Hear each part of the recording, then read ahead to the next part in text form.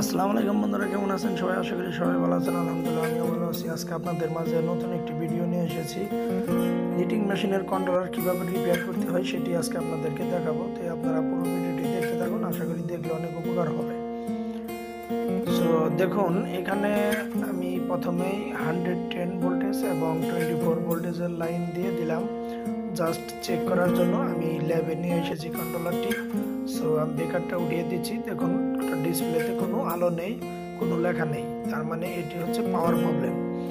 So পাওয়ার problem যদি হয়, ডিসপ্লেতে কোনো লেখা যদি না থাকে, তাহলে আপনারা সরাসরি প্রথমেই পাওয়ার সাপ্লাই চেক করবেন। যেহেতু আমরা এখানে ল্যাবে 110 ভোল্টেজ এবং 24 ভোল্টেজ, যে দুটি ভোল্টেজ ছাড়া এটা পাওয়ার অন হয় না, সেটি আমরা দিয়ে দেখেছি, তারপরেও অন হচ্ছে না।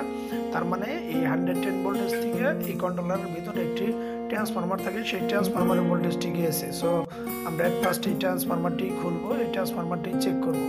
এখানে আমরা সাপ্লাই দিয়ে চেক করলাম, তা দেখলাম যে সেকেন্ডারি একটি লুপ ম্যার খেয়েছে। সেকেন্ডারিতে সাধারণত দুটি লুপ থাকে, এর মধ্যে একটি লুপ ম্যার খাওয়া, মানে একটি লুপে ভোল্টেজ পাচ্ছে না। সো আমরা এটি রিপেয়ার করব। সো ট্রান্সফরমারটি আমরা খুলে নিচ্ছি, খুলে ওই লুপটি বের করব, বের করে এখান থেকে একটি তার ঝালাই দিয়ে নিয়ে আসব। তারপরে আমরা আবার পুনরায় এটিকে আঠা দিয়ে আটকে দেব। সো আমরা একটি তার জ্বালাই দিব। দেখুন, একটি তার আমরা এটার ভিতরে দিয়ে পেঁচিয়ে নিচ্ছি। তারপরে আমরা সোল্ডারিং করে দিব, যেন এই প্রবলেম যেন আর না হয়। সো এই যে আমরা আঠা দিয়ে লাগিয়ে দিলাম, ঝালাই করা হয়ে গেছে। এখন আঠা দিয়ে লাগিয়ে একটু হিট দিয়ে শুকিয়ে নিচ্ছি। তারপরে এটি আমরা মাদারবোর্ডে লাগিয়ে দেব। লাগানোর পরে আমরা আবার চেক করব এটি ঠিক আছে কিনা। যেহেতু আমাদের একটি প্রবলেম পেয়েছি ট্রান্সফরমারে, সো আমরা নিশ্চিত যে এই ট্রান্সফরমারের সমস্যা ছিল। সো এটি লাগাইলেই ইনশাল্লাহ পাওয়ার আসার সম্ভাবনা শতভাগ। দেখতে থাকুন আমরা কিভাবে এটি রিপেয়ার করি। সো সব কাজ সরাসরি আপনাদের সামনেই দেখাচ্ছি, কোনো কাজ আমি গোপন করে রাখতেছি না, যেন গোপন করলে তো আপনারা বুঝবেন না, কিছু শিখতেও পারবেন না। সো এভাবে যদি আপনারা কাজ করেন, কন্ট্রোলার রিপেয়ার করেন, তাহলে কিন্তু রিপেয়ার হয়ে যাবে। যদি পাওয়ার প্রবলেম থাকে, মাস্ট বি মনে করবেন ট্রান্সফরমারের প্রবলেম, অর্থাৎ যেখান থেকে পাওয়ারটা যাচ্ছে সেই পাওয়ারটা যদি ঠিক থাকে, ইনপুট পাওয়ার ঠিক থাকলেই তাহলে ট্রান্সফরমারটি খুলতে হবে, ট্রান্সফরমারে কাজ করতে হবে। তো এইভাবে যদি আপনারা কাজ করেন, তাহলে কিন্তু এটি আপনি কমপ্লিট করতে পারবেন। আর অবশ্যই ভিডিওটি ভালো লাগলে তাহলে অবশ্যই একটি লাইক, কমেন্টস ও একটি শেয়ার করবেন।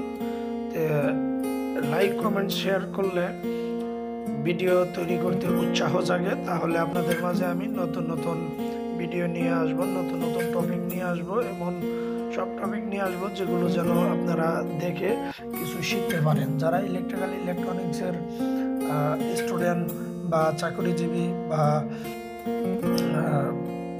কাজ শিখতে চান, এরকম লোক যারা আছেন, অবশ্যই আপনারা ফলো দিয়ে থাকবেন। আশা করি ফ্রিতে সব কাজ শিখতে পারবেন। তবে একটু মনে রাখার চেষ্টা করবেন, যেমন এটা পাওয়ার প্রবলেম আমি নিশ্চিত, কেননা আমি শত শত কন্ট্রোলার রিপেয়ার করি, বা শুধু কন্ট্রোলার না, আমি controller, motherboard, HMI, PLC, IPS, EPS সহ ইলেকট্রিক্যাল ইলেকট্রনিক্স এবং পিএলসি অটোমেশনের যত কাজ আছে সবগুলোই আমি করি। সো এগুলো আমার মোটামুটি একরকম মুখস্থ হয়ে গেছে বলতে পারেন, যে কোনটার কী মান দেখলেই বুঝি। এখন আমরা এগুলো ফিটিং করব। দেখুন, কাঠগুলো আমরা ফিটিং করে নিচ্ছি, কন্ট্রোলারটি রেডি করে। তারপরে আমরা পাওয়ার দিয়ে চেক করব। এখানে আমরা 110 ভোল্টেজের পাওয়ারটা দিব, তারপরে হচ্ছে 24 ভোল্টের পাওয়ারটা দিব, দিয়েই আমরা এটি কিন্তু রান করে চেক করে দেখব। সো আমাদের এখানে তার ঝালাই করাই আছে দুটো, জাস্ট আর দুটো তার লাগবে। আমাদের 24 ভোল্টের লাইন ঝালাই করা আছে, এখন 110 ভোল্টেজের লাইন ঝালাই করব। এই যে 110 ভোল্টেজের লাইনটি কিন্তু আমি প্রাইমারিতে দিয়ে দিব। ওকে, কিন্তু দেখুন এটি মোটামুটি কাজ আমাদের হয়ে গেছে। সো আমরা পাওয়ারটা অন করব। দেখুন এটি ওকে হয়ে গেছে। সবাই ভালো থাকবেন, সুস্থ থাকবেন।